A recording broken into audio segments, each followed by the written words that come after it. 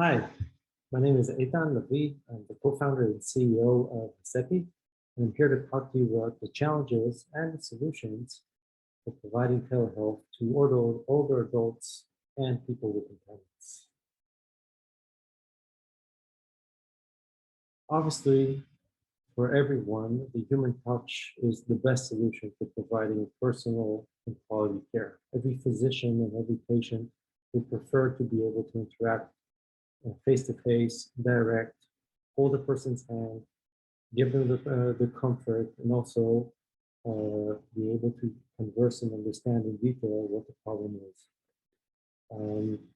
But what we discovered with the introduction of COVID is that providing services via telehealth is viable, can work, is cost efficient, and it provides a lot of advantages, both surprisingly from the patient and customer side, but also from the side of the physician.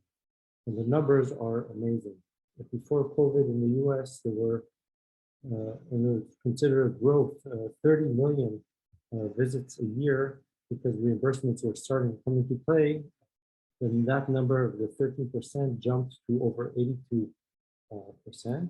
And in most discussions, a lot of people and a lot of the physicians are planning to continue providing services over telehealth. Still, with all the advancements, a huge portion of the population are outside of the video call loop and then therefore outside of the telehealth loop as well. There are a lot of various reasons why they're not in the loop. In some cases, it's the ability, the access to tech devices, the internet connectivity that's available. But in other cases, it's their ability to interact and to drive the devices. It's their ability to accept training or the fear of tech that can be a limit. For others, it's their cognitive capabilities that may be blocking them, even if in the past they were able to operate tech. Obviously, we can look at the physical limitations of eyesight and hearing, having steady fingers, or in some cases even too dry fingers to have the touchscreen respond to them. But in other cases, it's the ability to connect the device to its charging cable. Each one of these small friction points can be a showstopper and basically block that person from being able to enjoy the advantages of telehealth.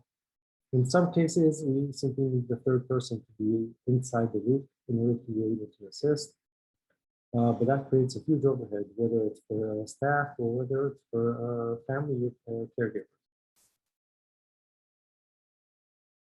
A lot of various solutions have been introduced into the market. Some are more successful, some less, whether it's simplified smartphones or simplified apps that are dedicated for older adults like GreatCall.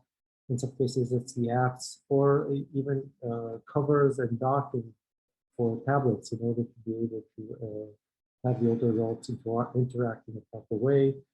The new introduction of the smart home displays like the Amazon Echo Show or the Google Home or the Facebook Portal, with their drop-in capabilities, have had a certain level of success providing that level of interaction. And robots have been coming into play. Obviously, with their ability to provide the mobility, they are the ones that can really provide the interaction independent of the capabilities of the local user. However, in those cases, the robots, most of them are extremely expensive, and operating them in cluttered areas has been mediocre in their success, whether it's in hospital wards or in people's homes. The numbers prove the point. There's 41% of the 70 plus that have never used a video call. These are just a few examples of different reasons, and I think it's pretty clear for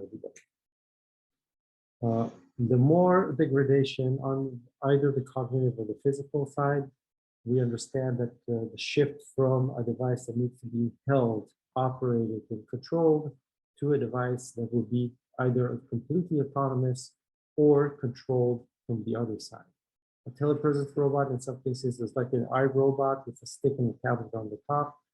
You can interact with it, you can drive it and operate from remote, again with the limitations that I described a second ago. On the physician side, well, I can tell you that for my ability to support my parents from remote on a blinking light in the microwave oven can be a nightmare. I think we've all seen the different videos of family members trying to help and assist by remote and everybody getting crazy. We need the ability to be able to see from the proper angle, zoom in, zoom out, even control our own volume so that the patient will be able to hear us in a proper way. We need to be able to be mobile and see how that patient is moving, look at the environment around that patient, and be able to interact with them in a more natural way. Without all these capabilities and with depending on that patient, when that patient has limitations, it's very frustrating for all sides. Maybe it's time for a different type of form factor. Maybe we need to find a way to get out of the tablet, out of the screen, and be able to have more control onto the interaction and be able to create something that feels near real on all sides. That's where we came up with Zeppi. It is kind of a telepresence robot, but it's a floating helium-based balloon in order to do that. It's completely dynamic and hands-free for the older adults, for the person with impairment. You can control it from remote, hover over all the different obstacles, stairs, or anything else that's within the room, because most of the real estate on the upper side of the room is available, and we can do that.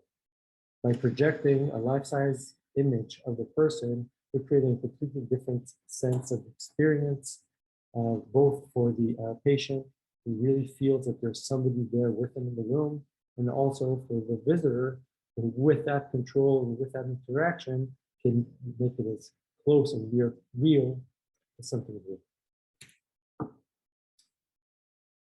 We believe that everyone, regardless of their age, geography, or their technical capabilities and skills, should be able to enjoy video call for 10 minutes. Thank you.